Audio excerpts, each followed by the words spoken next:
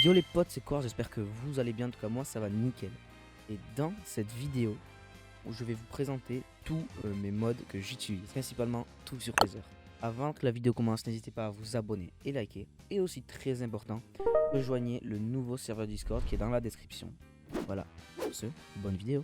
Cette vidéo sera séparée en 3 parties. La première partie sera les mods type PVP. La seconde partie sera des mods HUD. Et la troisième partie sera tous les autres mods qu'il reste. Si vous ne savez pas comment ouvrir le menu des mods sur Phaser, il suffit de cliquer sur le Shift qui est à droite de votre clavier. Et là, vous cliquez sur Phaser Settings. Les mods en PVP que j'utilise sont des mods très classiques dans la communauté PVP. En tout, j'utilise 7 mods pour le PVP. Tous les mods, bien sûr, autres HUD aussi sont actifs en même temps. Mais dans la partie PVP, j'en utilise 7. Les mods que j'utilise en PVP sont animation.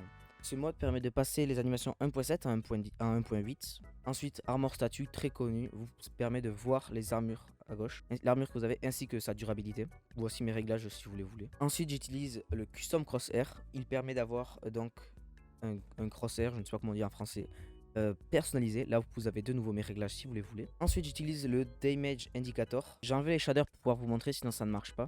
En fait, ce mode permet, c'est que quand on tape les animaux, normalement, ils sont rouges ou toute autre entité. Vous voyez là, la couleur change. Voilà, c'est juste visuel, mais je trouve ça beaucoup plus clean quand vous PVP. Ça donne une allure bien meilleure à vos clips, par exemple. En complément à ce mode, j'utilise le mode Particle. Là, dans mon cas, je l'ai mis en multiplier x2, donc j'ai 2 fois plus de particules que si le mode était désactivé. Et pour finir, j'utilise les modes Perspective et Snap Look qui marchent ensemble entre guillemets.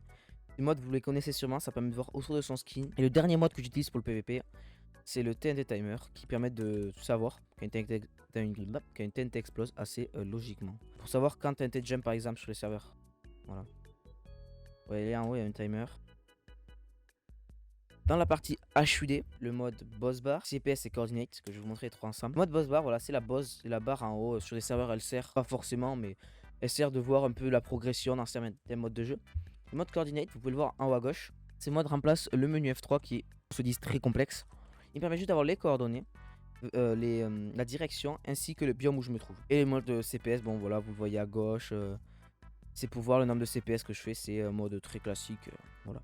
Ensuite, j'utilise aussi le mode FPS, vous le voyez à droite là-bas, voilà, vous voyez mes FPS, 651, 500, bon voilà. Ensuite, j'utilise le Keystone et le Pack Display. Pack Display, vous pouvez voir, par exemple là, j'utilise le Nico Fruit. Le Keystone, vous pouvez le voir en bas à droite, c'est les touches que j'utilise quand je me déplace. Pas un mode très important, mais ça c'est un peu mieux parfois pour expliquer des trucs ou comme ça. Ensuite, j'utilise des modes tels Potion Effect. Le Potion Effect, on peut aussi le rentrer dans le PVP, ça dépend comment on le voit. Et le mode Scoreboard. Le mode Potion Effect, là vous voyez, je me suis mis Nyctalope, bon en gros Night Vision. Vous voyez, je vois les effets que j'ai. Ça vous donne un affichage plus clean. Et pour le scoreboard, ça permet juste de changer la taille de son scoreboard s'il nous gêne ou pas. Voilà. Dans les modes autres, j'utilise un mode externe à Phaser, donc je mets en plus de Phaser. Je ne l'utilise pas tout le temps. Il est préinstallé sur certains launchers, mais qui n'est pas encore sur Phaser. Je pense qu'il arrivera assez rapidement. C'est le replay mode, voilà, il permet d'enregistrer.